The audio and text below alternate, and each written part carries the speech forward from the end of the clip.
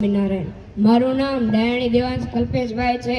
હું આજે તમને સમુદ્ર મંથનમાંથી ઉત્પન્ન થયેલા 14 રત્ન વિશે જણાવવા માંગુ છું. તો મારી એવી આશા છે કે તમે બધા ધ્યાનપૂર્વક સાંભળો. તમે લોકોએ મહર્ષિ દુર્વાસાનું નામ તો સાંભળ્યું જ હશે.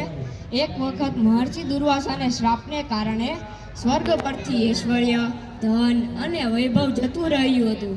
તેથી બધા જ દેવતાઓ જે તે સંકટમાં આવી ગયા હતા. બધા જ દેવતાઓ જે તે વિષ્ણુ ભગવાન પાસે ગયા હતા. વિષ્ણુ ભગવાને અસુરો સાથે મળીને સમુદ્ર મંથન કરવાનો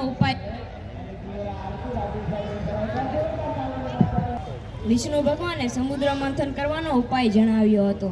તેથી સમુદ્ર મંથન માટે મંદરાચલ પર્વતને રવૈ બનાવ્યો હતો. વાસુકી નાગને તેને રવૈ બનાવ્યો, નેત્રુ બનાવ્યો હતો. ત્યારબાદ સમુદ્ર મંથન શરૂ થયું અને સમુદ્ર મંથનમાંથી 14 રત્ન એમ એક પછી એક નીકળ્યા હતા. તેમાંથી સૌથી પહેલું રત્ન હળાહળ વિષ નીકળ્યું હતું.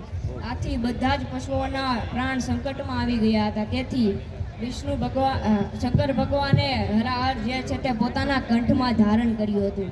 બીજું રત્ન ઈચ્છાઓને પૂરી કરનારી કામધેનુ ગાય પ્રગટ થઈ હતી. આ ગાયને ઋષિઓએ ધારણ કરી હતી.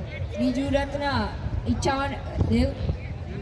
મનની ગતિથી દોડતો ઉચ્ચ શ્રવા ઘોડો પ્રગટ થયો હતો. આ ઘોડો છે તે અસુરોના રાજા બલિએ રાખ્યો હતો. ચોથું રત્ન ઐરાવત હાથી રહ્યો હતો. આ હાથીને ઇન્દ્રએ ધારણ કર્યો હતો. પાંચમું રત્ન કૌસ્તુભ મણિ પ્રગટ થયું હતું. આ મણિ વિષ્ણુ ભગવાને ધારણ કર્યું હતું. છઠ્ઠું રત્ન કલ્પવૃક્ષ પ્રગટ થયું હતું. આ વૃક્ષ દેવતાઓએ પોતાના સ્વર્ગમાં લગાડ્યું હતું. સાતમું રત્ન અપ્સરા રંભા પ્રગટ થયા હતા. આ દેવીને દેવતાઓએ ધારણ કર્યા હતા. આઠમું રત્ન દેવી લક્ષ્મી પ્રગટ થયા હતા. દેવી લક્ષ્મી વિષ્ણુ ભગવાન સાથે વિવાહ કર્યા હતા. નવમું રત્ન વારુણી નામક એક રત્ન નીકળ્યું હતું. વારુણી એટલે મદિરા, જેને અસુરોએ ધારણ કરી હતી. 10મું રત્ન ચંદ્રમા પ્રગટ થયા હતા, જેને શંકર ભગવાને પોતાના મસ્તક ઉપર ધારણ કર્યા હતા. 11મું રત્ન પારિજાત વૃક્ષ નીકળ્યું હતું. થાક દૂર કરનારું આ વૃક્ષ તે દેવતાઓએ ધારણ કર્યું હતું.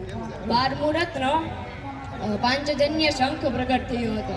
આ શંખ વિષ્ણુ ભગવાને ધારણ કર્યો હતો.